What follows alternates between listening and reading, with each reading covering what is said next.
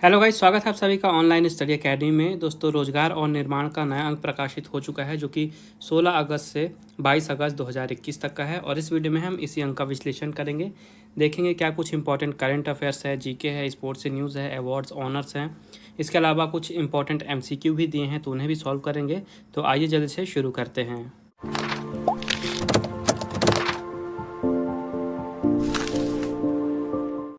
तो सबसे पहले यहाँ पे देखेंगे पिछला सप्ताह। तो 7 अगस्त की न्यूज़ है कि लद्दाख में घूमने के लिए अब इनर लाइन परमिट की आवश्यकता नहीं पड़ेगी। तो पहले क्या होता था, लद्दाख के कुछ एरिया ऐसे थे जहाँ पे आम लोगों को नॉर्मली जाने की इजाज़त नहीं थी घूमने के लिए, उसके लिए एक इनर लाइन परमिट लेना पड़ता था।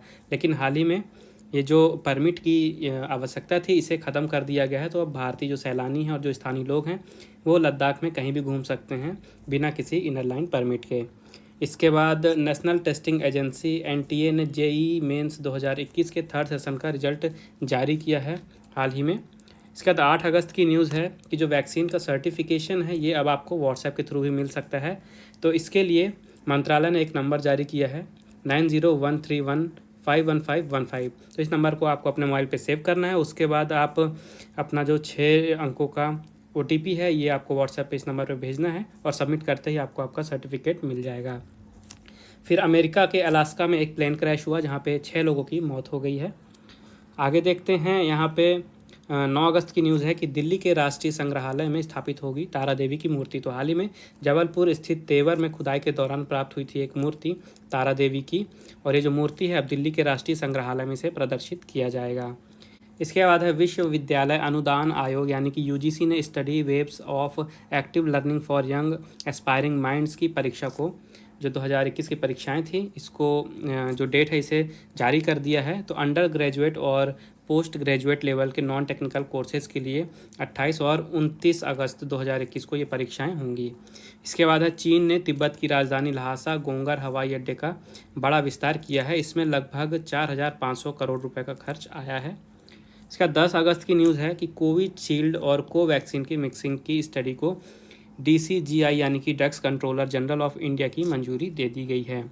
आगे देखते हैं, दुबई जाने वाले लोगों के लिए दुबई इंटरनेशनल एयरपोर्ट के अधिकारियों ने नए नियम जारी कर दिए हैं। इनके अनुसार जिन लोगों के पास गोल्डन वीज़ा है सिर्फ वहीं दुबई जा सकते हैं। जिनके पास गोल्डन वीज़ा नहीं है उन यात्रियों को दुबई में जो अधिकारी हैं उनसे अनुमति लेनी पड़ेगी। ये जो नियम है ये भारत, पाकिस्तान, श्रीलंका और नेपाल से जाने वाले यात्रियों पर लागू किया गया है।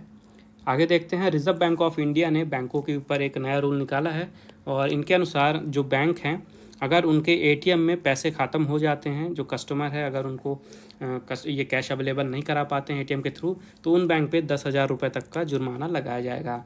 और ये जो रूल हैं ये 1 अक्टूबर से लागू होंगे 2021 से। इसके बाद 11 अगस्त की न्यूज़ है कि UGC की दिसंबर 2020 और जून 2021 की जो परीक्षाएं थीं इनको आपस में मर्ज कर दिया गया है। कैलेंडर के अनुसार इस साल ये परीक्षा 6 अक्टूबर से 11 अक्टूबर तक आयोजित होगी। फिर हिमाचल प्रदेश के किन्नौर में भूस्खलन की घटना हुई है और इस घटना में 60 से भी अधिक यात्री जो हैं ये मलबे में फंसे हुए हैं, जिनमें से 10 लोगों के शव बरामद कर लिए गए हैं और 13 से अधिक यात्रियों को अभी तक बाहर निकाला गया है।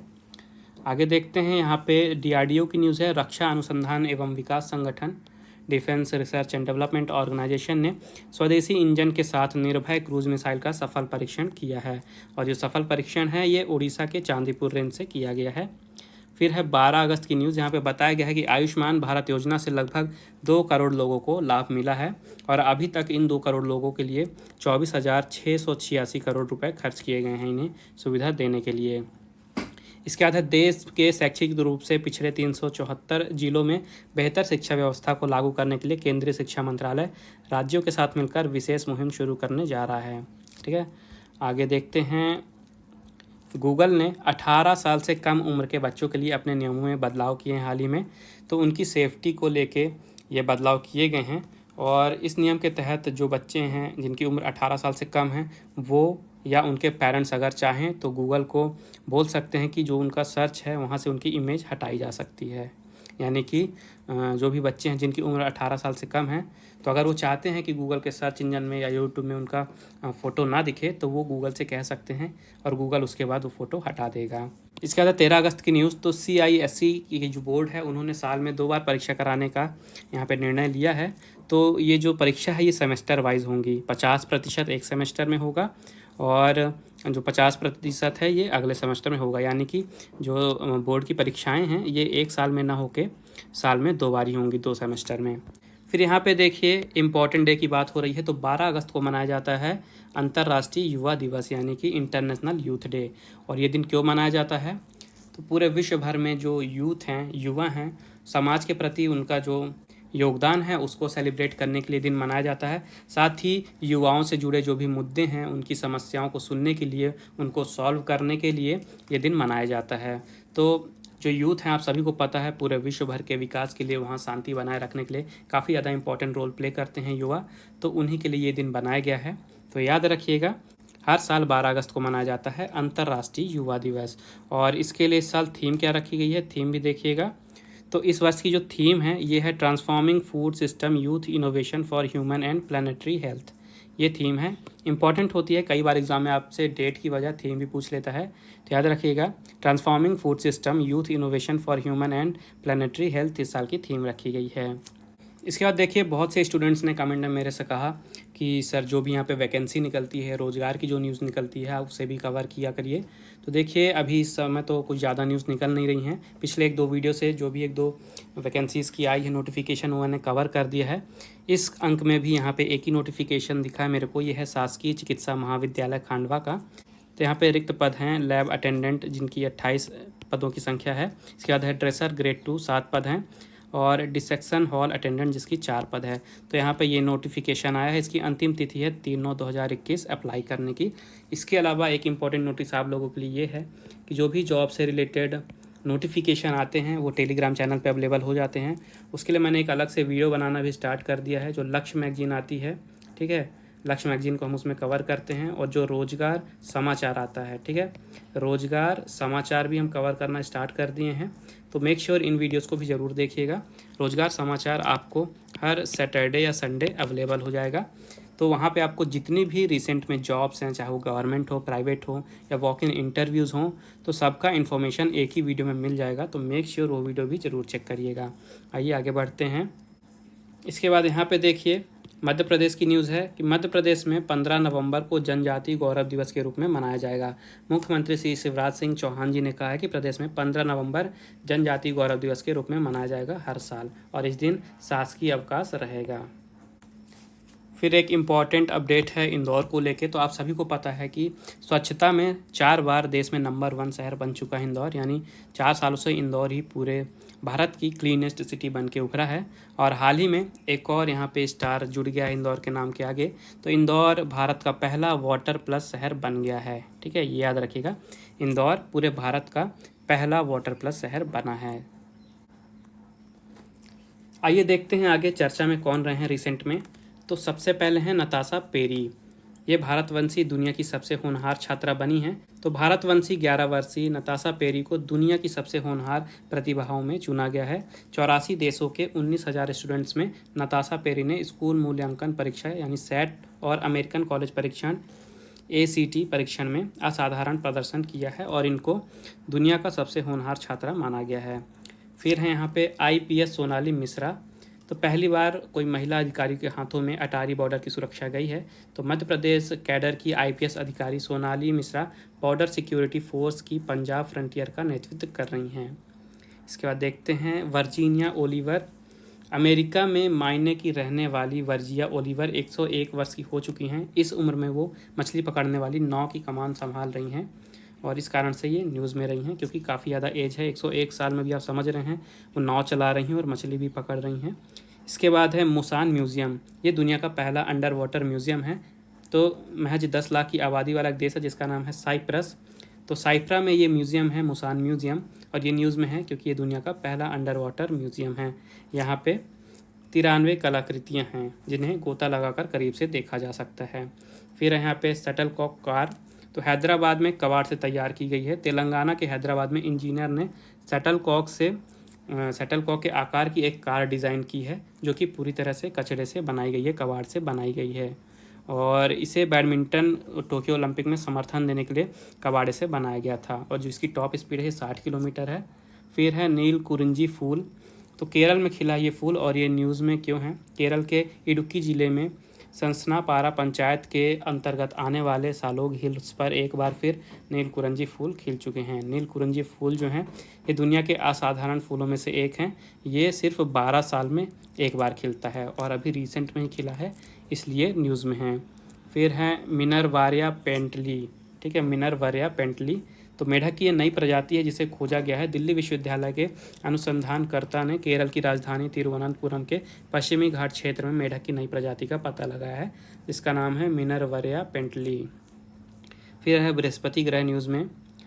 तो खगोल वैज्ञानिकों ने नासा के हबल टेलीस्कोप से बृहस्पति ग्रह के चंद्रमा गैनीमेड के वायुमंडल में जल वाष्प की मौजूदगी का प्रथम साक्ष्य जुटाया है। तो बृहस्पति का है ये चंद्रमा जिसका नाम है गैनीमेड। आगे देखते हैं वैक्सीन वाली बारबी डॉल, ये क्यों न्यूज़ में है? तो कोरोना वैक्सीन वाली ऑक्सफोर्ड की वैज्ञानिक प्रोफेसर डैम सारा गिलबर्ट के सम्मान में बारबी डॉल बनाने वाली कंपनी ने उनकी एक डॉल बनाकर जारी की है उनके सम्मान में। फिर है उत्तराखंड का भूकंप अलर्ट ऐप। तो हाल ही में उत्तराखंड सरकार ने वहाँ पे उत्तराखंड भूकंप अलर्ट ऐप जारी किया है, जिसके तहत जब भी वहाँ पे भूकंप आने वाला होगा, कोई ऐसी सिचुएशन बनेगी, तो लोगों को पहले ही अलर्ट किया जा सकता है और भारी नुकसान से बचा जा सकता है। और इस तरह की ऐप लॉन्च करने वाला उत्तराखंड भारत का पहला राज्य बना है। इम्पॉर्टेंट क्वेश्चन है, यहाँ से आ सकता है। आगे देखते हैं SN गोरमडे। नौसेना के ये उप प्रमुख बने हैं वाइस एडमिरल SN गोरमडे जी। इसके बाद है दुर्लभ एक कछुआ जो कि साउथ कैरोलिना के बीच पे मिला है। तो अमेरिका के साउथ कैरोलिना के बीच पर 2 मुंह का एक दुर्लभ कछुआ मिला है। ये आप देख सकते हैं, ये पहला मुख है इसका और ये दूसरा मुख है। तो 2 मुख वाला ये दुर्लभ कछुआ है। आगे देखते हैं लुइसा विल्सन। तो ये ब्रिटेन की सबसे बुजुर्ग महिला बन गई हैं। इनकी उम्र 109 वर्ष हो गई है। इसके बाद देखते हैं निकोल ओलिवेरा डी लीमा। ये विश्व की सबसे छोटी खगोलविद बनी हैं, ब्राज़ील की हैं ये, और इनकी उम्र है महज 7 साल। तो नाम याद रखेगा, निकोल ओलिवेरा डी लीमा, और विश्व की सबसे छोटी खगोलविद बनी हैं। फिर हैं इस्माइल हानिया। तो इस्लामी चरमपंथी समूह हमास ने इस्माइल हानिया को फिर से अपना सर्वोच्च नेता चुना है हाल ही में। फिर हैं जनरल हीलिंग। तो ये म्यांमार के प्रधानमंत्री नियुक्त हुए हैं, जनरल हीलिंग। आगे देखते हैं पेड्रो कैस्टिलो।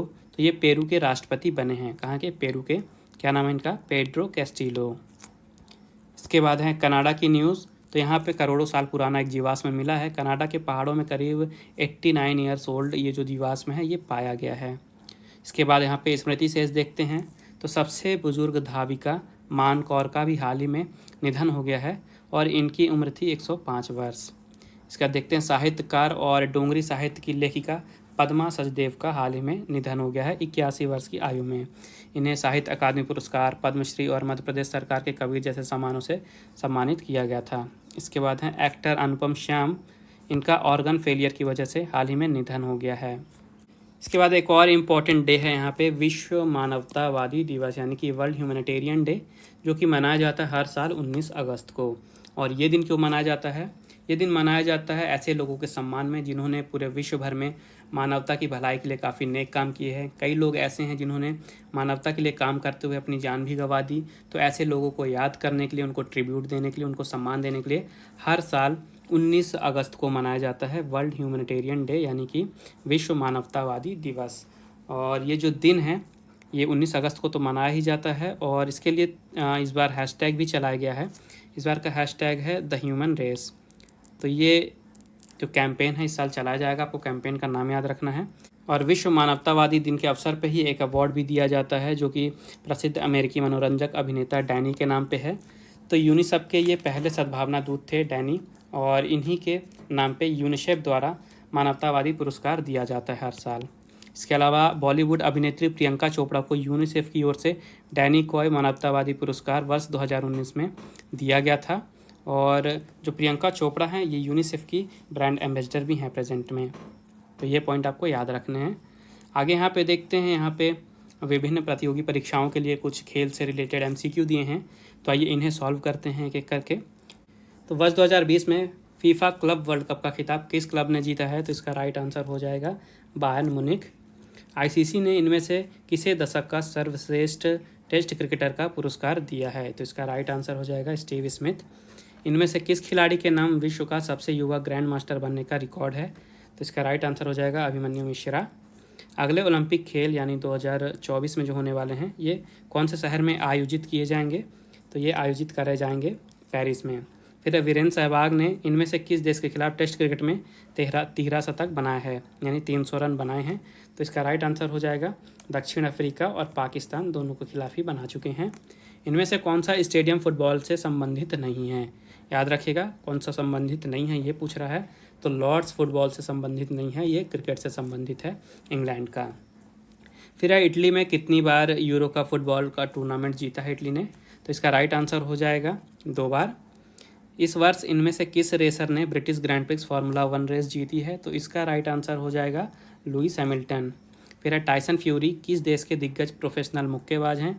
तो इसका राइट आंसर हो जाएगा आपका ब्रिटेन। जेरेमी लालरिननुंगा किस खेल में भारत का प्रतिनिधित्व करते हैं? तो इसका राइट आंसर हो जाएगा भारोत्तोलन। फिर है बियोन बोर्ग ने कितनी बार विंबलडन में एकल खिताब जीता है? तो इसका राइट आंसर हो जाएगा 5 बार। वर्ष 2022 में वर्ल्ड एक्वाटिक्स चैंपियनशिप किस देश में आयोजित की जाएगी? तो ये 2022 में आयोजित कराई जाएगी जापान में। स्पेन ने वर्ष 2019 में किस देश को हराकर डेविस कप का खिताब जीता था? तो इसका राइट आंसर हो जाएगा कनाडा। वर्ष 2017 में किस देश ने सुदीरमन कप जीता था? ठीक है, सुदीरमन कप जीता था, तो इसका राइट आंसर हो जाएगा दक्षिण कोरिया। हाल ही में बांग्लादेश के किस खिलाड़ी ने टेस्ट क्रिकेट से संन्यास लिया है? तो इसका राइट आंसर हो जाएगा महमूदुल्लाह। टोक्यो ओलंपिक में भारतीय महिला हॉकी टीम की कप्तान कौन थी? तो ये इंपॉर्टेंट क्वेश्चन है, रानी रामपाल थी। इनमें से किस देश ने सर्वाधिक 4 बार ओलंपिक खेलों की मेजबानी की है? तो इसका राइट आंसर हो जाएगा आपका अमेरिका। सचिन तेंदुलकर के बाद अंतर्राष्ट्रीय क्रिकेट में सबसे ज़्यादा रन बनाने वाले बल्लेबाज कौन है? इसका राइट आंसर हो जाएगा कुमार संगकारा। पैरा एथलीट देवेंद्र झाझड़िया किस खेल में भारत का प्रतिनिधित्व करते हैं? तो इसका राइट आंसर हो जाएगा भाला फेंक। इनमें से किस देश में सुल्तान ऑफ जोहोर हॉकी टूर्नामेंट का आयोजन होता है? तो ये कौन से देश में होता है? ये होता है मलेशिया में। वर्ष 2019 में बैडमिंटन वर्ल्ड चैंपियनशिप में पुरुष एकल वर्ग के चैंपियन कौन बने थे? तो इसका राइट आंसर हो जाएगा केंटो मोमोटा। इसके बाद है इस वर्ष कोपा अमेरिका कप में लियोनेल मेसी ने कितने गोल किए हैं? तो इसका राइट आंसर हो जाएगा 4। युवा साइकिलिस्ट तादेज पोगाकर किस देश का प्रतिनिधित्व करते हैं? तो इसका राइट आंसर हो जाएगा स्लोवेनिया। सबसे ज़्यादा बार अंडर 19 क्रिकेट वर्ल्ड कप जीतने वाला देश कौन सा है? तो इसका राइट आंसर हो जाएगा भारत। वर्ष 2020 में पेरिस मास्टर्स टेनिस का एकल खिताब किस खिलाड़ी ने जीता था? तो इसका राइट आंसर हो जाएगा डेनिल मेदवेदेव ने। तो ये थे खेल से जुड़े कुछ इंपॉर्टेंट MCQ। आइए आगे देखते हैं। आगे यहाँ पे जनरल इंग्लिश के कुछ क्वेश्चन दिए हैं, तो इन्हें भी देख लेते हैं।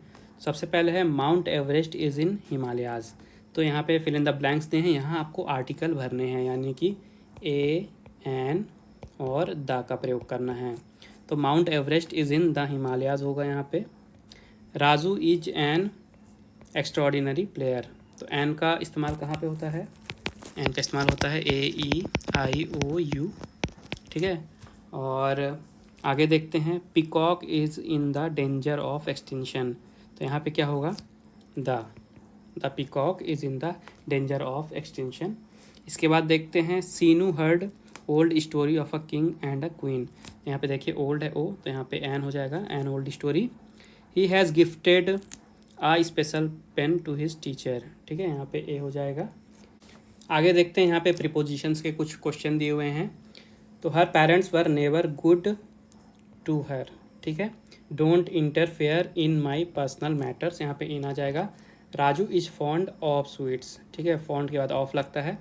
एवरीथिंग इज यहाँ पे in short supply, everything is in short supply, in आपका राइट आंसर हो जाएगा। फिर है it was common talk among, ठीक है, अमंग बॉयज़ एंड गर्ल्स। इसके बाद देखते हैं आगे, the song is composed by her, इसका आंसर हो जाएगा बाई। फिर है the meeting is schedule at 10 AM, यहाँ पे एट आ जाएगा। इसके बाद यहाँ पे वर्ब के कुछ क्वेश्चन हैं, तो यहाँ पे आपके टेंस का नॉलेज काम आएगा। तो आइए देखते हैं। Sanjay Hindi in modern college, तो Sanjay is teaching, Sanjay teach, Sanjay teaches, ठीक है, तो राइट आंसर हो जाएगा teaches. Sanjay teaches Hindi in modern college. फिर है Raman online lecture on gender sensitisation now. तो इसका राइट आंसर हो जाएगा नाउ है यहाँ पे, मतलब प्रेजेंट में कर ही रहे हैं वो लेक्चर डिलीवर। तो Raman is delivering online lecture on gender sensitisation now. आगे बढ़ते हैं। आगे देखिए क्वेश्चन है the principal declared the new fees structure for admission in college yesterday. फिर है the train arrives at 8 p.m. tonight। The train arrives at 8 p.m. tonight। फिर है so far his bank installment on time। तो so far he has paid, ठीक है, so far he has paid his bank installment on time। आगे देखते हैं। यहाँ पे है I haven't received, haven't को हम have not लिख सकते हैं, तो I have not received any help so far, ठीक है। इसके बाद यहाँ पे वॉइस के क्वेश्चन दिए हुए हैं। तो रिमूव शूज़ यहाँ पे आप वॉइस चेंज करेंगे तो हो जाएगा लेट शूज़ बी रिमूव्ड। फिर है the food bill is paid by Vikas, इसका आप वॉइस चेंज करेंगे तो हो जाएगा Vikas pays the food bill.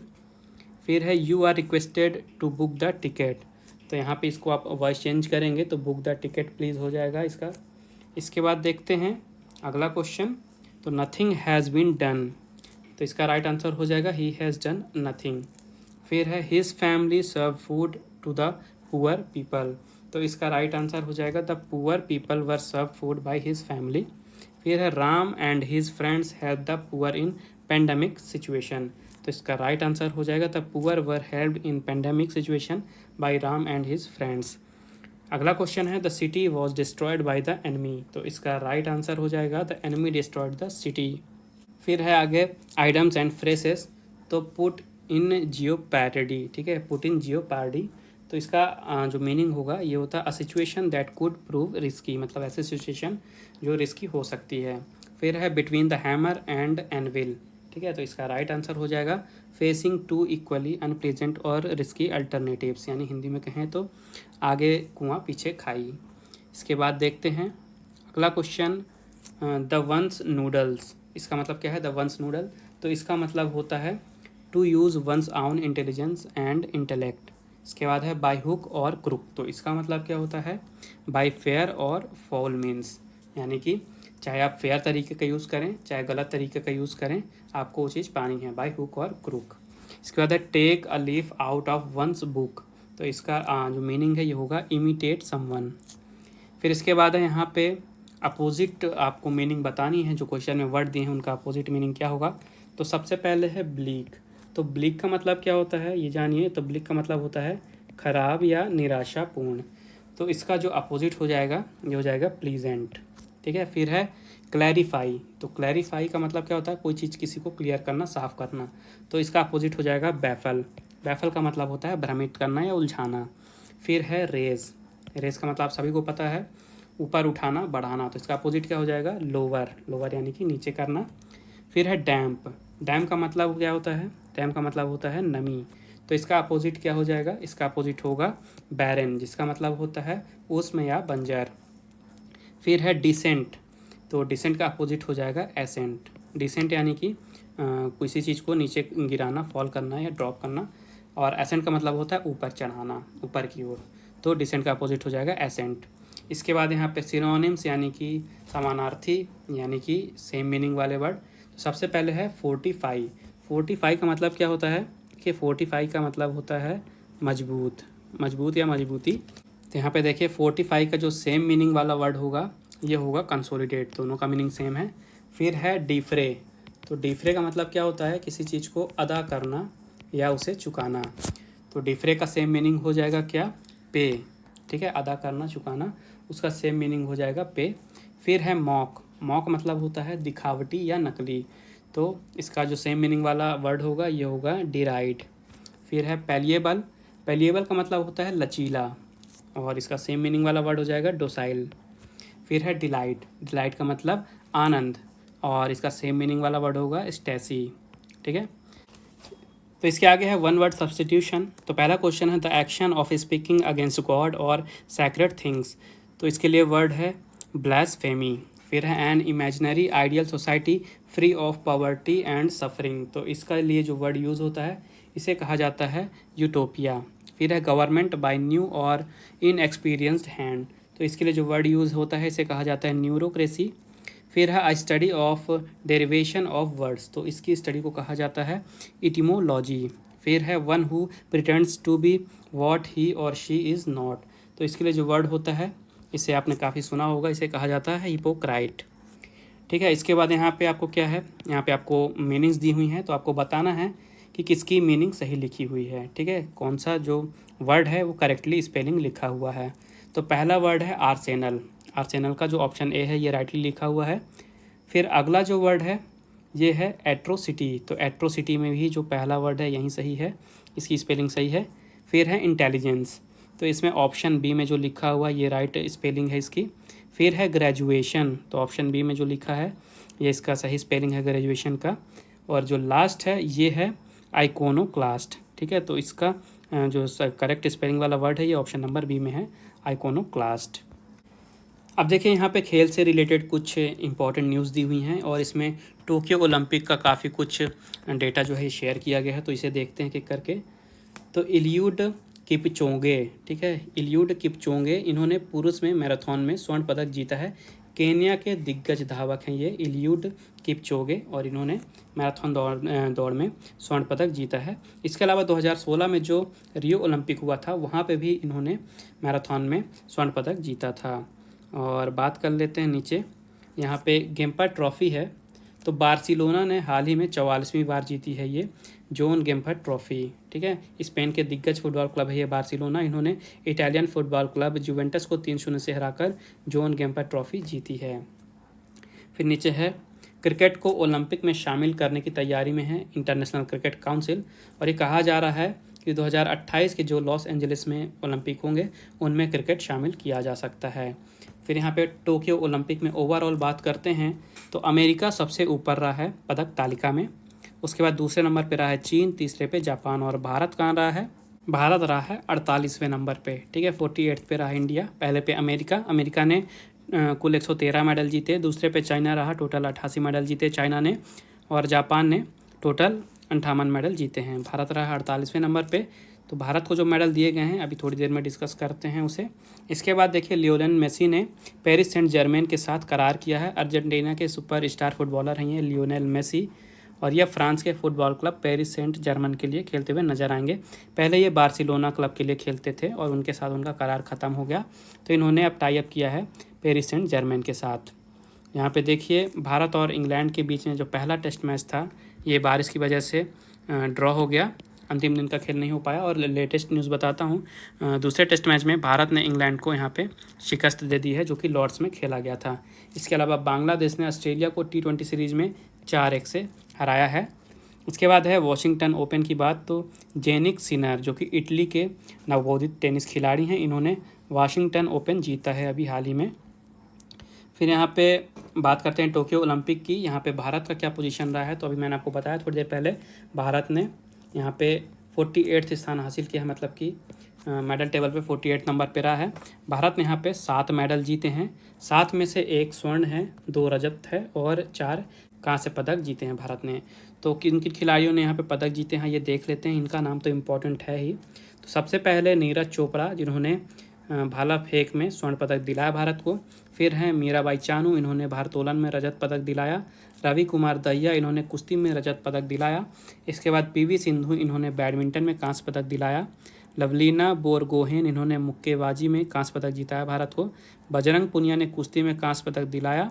और जो पुरुषों की हॉकी टीम है इन्होंने हॉकी में तीसरा स्थान हासिल किया और भारत को इसमें कांस्य पदक मिला है। तो ये जो मेडल मिले हैं भारत को, इसका डिटेल में मैंने आपको बता दिया, आपको इन सभी खिलाड़ियों के नाम याद रखने हैं। इसके बाद भारतीय कुश्ती महासंघ ने विनेश फोगाट को निलंबित कर दिया है। भारतीय कुश्ती महासंघ ने भारतीय पहलवान विनेश फोगाट को अनुशासनहीनता के कारण अस्थायी रूप से निलंबित किया है अभी रिसेंट में ही। आगे हम यहाँ पे देखेंगे समय की, तो ईरान ने अफ़गान में भारत की भूमिका को सराहा है। तो ईरान के नवनिर्वाचित राष्ट्रपति इब्राहिम रईसी ने विदेश मंत्री S जयशंकर से कहा कि उनका देश और भारत विशेष रूप से अफ़गानिस्तान में सुरक्षा सुनिश्चित करने में रचनात्मक और उपयोगी भूमिका निभा सकते हैं। और ये तो पुरानी न्यूज़ है, रिसेंट में तो आप सभी को पता ही होगा कि तालिबान ने यहाँ पे पूरी तरह से कब्जा कर लिया है अफ़गानिस्तान में। ठीक है, ये रिसेंट में चल रहा है। तो तो इसके बारे में जो डिटेल है वो अगले अंक में प्रकाशित होगी। ज़्यादा चर्चा जो है हम अगले अंक में डिस्कस करेंगे इसके बारे में। फ़िलहाल अभी याद रखिए कि तालिबान ने अफ़गानिस्तान पे कब्जा कर लिया है। इसके बाद है प्रधानमंत्री नरेंद्र मोदी जी ने पीएम किसान योजना 2.0 लॉन्च की है और इसके तहत लगभग 19,500 करोड़ रुपए से भी अधिक धनराशि गरीब किसानों के खातों में भेजी गई है। इससे लगभग 9.75 करोड़ लाभार्थी किसानों को फ़ायदा हुआ, उनके परिवारों को फ़ायदा हुआ है। इसके बाद न्यूज़ है भारत और ऑस्ट्रेलिया व्यापारिक रिश्तों में मजबूत बनाएंगे। तो भारत व ऑस्ट्रेलिया अपने व्यापारिक और आर्थिक रिश्तों को मजबूत बनाएंगे। दोनों ही देश एक दूसरे को व्यापारिक गतिविधियों में सहयोग करेंगे और ऊर्जा क्षेत्र में भी ऑस्ट्रेलिया अपनी गतिविधियों को बढ़ाएगा। केंद्रीय कोयला, खान व संसदीय कार्य मंत्री श्री प्रहलाद जोशी ने ऑस्ट्रेलिया से ऊपरी सतह और गहराई में मौजूद कोयले को गैस में बदलकर उस गैस को बाहर लाने तथा कोयले की सतह पर प्राकृतिक रूप से उत्पन्न मीथेन गैस को निकालने में सहयोग की भी अपील की है। तो ऑस्ट्रेलिया के शिष्टमंडल ने जोशी जी के साथ भारत और ऑस्ट्रेलिया के बीच व्यापारिक और आर्थिक रिश्ते बढ़ाने की बातचीत की है रिसेंट में। और इस चर्चा में टोनी एबट के साथ साथ भारत स्थित ऑस्ट्रेलिया के उच्चायुक्त बैरी ओ फेरल और ऑस्ट्रेलिया उच्चायोग के आर्थिक सलाहकार यू बायलन भी मौजूद रहे हैं। आगे देखते हैं यहाँ पे INS विक्रांत। तो ये स्वदेशी विमान वाहक युद्धपोत है और पहली बार इसने अपनी समुद्री यात्रा सक्सेसफुली पूरी की है। ये जो जहाज़ है इसका वज़न है 40,000 टन और नाम याद रखिएगा INS विक्रांत। और इम्पॉर्टेंट है क्योंकि ये पूरी तरह से ही भारत में निर्मित है, स्वदेशी है और हाल ही में इसका टेस्ट रन कराया गया है समुद्र में और 2022 तक ये नौसेना में शामिल हो जाएगा और इससे भारत की जो नौसेना है उसकी ताकत और भी बढ़ेगी। इसके बाद है ग्रीस का दूसरा सबसे बड़ा द्वीप इविया, ये आग से घिर गया है। यूनान में 5 दिनों से लगी जंगल की आग के कारण शहरों तथा जो आसपास के इलाके हैं वहाँ पे खतरा मंडराने लगा है और इस आग ने जो ग्रीस का दूसरा सबसे बड़ा द्वीप है इविया, इसके आधे हिस्से को अपने चपेट में ले लिया है। फिर यहाँ पे अमेरिका की न्यूज़ है। अमेरिका के B-52 बमवर्षक विमानों ने अफ़गानिस्तान के जावजान प्रांत की राजधानी सेबेरगन में तालिबान के ठिकानों पर हवाई हमले किए हैं। इसमें 200 से भी अधिक आतंकवादी मारे गए हैं। वहीं 24 घंटे में देश में 572 आतंकी मारे गए हैं। तो ये सब भी तो पुरानी ही न्यूज़ हो चुकी है। फिलहाल तो लेटेस्ट न्यूज़ यही है कि तालिबान ने पूरी तरह से अफ़गानिस्तान में कब्जा जमाए रखा है और जो अमेरिका की सेना है वो तो जा ही चुकी है। साथ ही साथ जो अफ़गानिस्तान के नागरिक हैं वो भी प्लेन में आपने देखे ही होंगे, रिसेंट में वीडियोस फ़ोटोज़ काफ़ी ज़्यादा वायरल हो रही हैं, कितनी ख़राब स्थिति हो चुकी है। आगे क्या कुछ अपडेट होता है जैसे ही प्रकाशित होगा मैं आपको बता दूंगा। फ़िलहाल EOS 03 की बात करते हैं। इसरो ने इसका जो लॉन्चिंग है उसे किया था, लेकिन कुछ तकनीकी ख़राबी के चलते इसकी जो लॉन्चिंग है ये हो नहीं पाई थी और इसको बाद में शेड्यूल किया गया है। ये जो उपग्रह है इसको 12 अगस्त को लॉन्च किया जाना था और जो इसका तीसरा चरण था लॉन्चिंग का, तीसरे चरण में इसमें तकनीकी ख़राबी आ गई और जो मिशन है ये सक्सेसफुल नहीं हो पाया। ठीक है। इसके बाद जर्मनी की बात करते हैं। इन्होंने 20 साल बाद चीन सागर में एक जंगी जहाज़ उतारा है। चीन को चुनौती देने के लिए अमेरिका और ब्रिटेन के बाद अब जर्मनी ने भी दक्षिण चीन सागर में अपना जंगी जहाज़ भेज दिया है। फिर है अलास्का की न्यूज़। तो यहाँ पे एक तीव्र भूकंप आया है। अमेरिका के अलास्का प्रायद्वीप में भूकंप का जोरदार झटका महसूस किया गया है। रिएक्टर पैमाने पर इसकी तीव्रता 8.2 रही है। ठीक है। तो ये थे आज के जो भी इम्पोर्टेंट अपडेट्स थे आज के अंक में, सब हमने कवर किए। MCQ भी देख लिए, एक जॉब नोटिफिकेशन था वो भी हमने कवर कर दिया। तो जितनी भी चीज़ें आप लोगों के लिए इंपॉर्टेंट थी सारी ही कवर कर दी गई हैं। आई होप आपको वीडियो यूज़फुल लगी होगी। अगर वीडियो पसंद आई है तो वीडियो को लाइक ज़रूर करिएगा, ज़्यादा से ज़्यादा शेयर करिएगा दोस्तों के साथ और चैनल को सब्सक्राइब करना मत भूलिएगा। बेल आइकन ज़रूर दबाइएगा ताकि जैसे ही अगला अंक प्रकाशित हो और उसकी वीडियो अपलोड हो तो तुरंत आपको नोटिफिकेशन मिल जाए। PDF कुछ ही दिनों में आपको टेलीग्राम चैनल पे अवेलेबल हो जाएगी, तो आप टेलीग्राम चैनल भी ज्वाइन कर सकते हैं। वहाँ पे आपको PDF, newspaper, magazine, study material सब कुछ एक ही जगह पे मिल जाता है। साथ ही जो भी अपडेट होता है वो भी आपको मिल जाएगा। उसके अलावा आप इंस्टाग्राम में भी फॉलो कर सकते हैं ऑनलाइन स्टडी अकेडमी को। वहाँ पे आपको डेली करंट अफेयर मिल जाएंगे शॉर्ट में MCQ के रूप में। और अगर आपको जॉब से नोटिफिकेशन चाहिए, जॉब सेक्टर से रिलेटेड इन्फॉर्मेशन चाहिए कि कहाँ पे जॉब वैकेंसी है, कहाँ पे इंटरव्यू है, तो इसके लिए भी मैंने अलग से डेडिकेटेड वीडियो डाला है। और हर सैटरडे को रोज़गार समाचार भी जो आएगा उसका हम विश्लेषण करेंगे अलग से, तो उसके लिए भी वीडियो आएगा। तो मेक श्योर उन प्लेलिस्ट को भी ज़रूर चेकआउट करिएगा। बाकी मिलते हैं अगले अंक में इसके प्रकाशन के बाद। तब तक के लिए take care and thank you guys.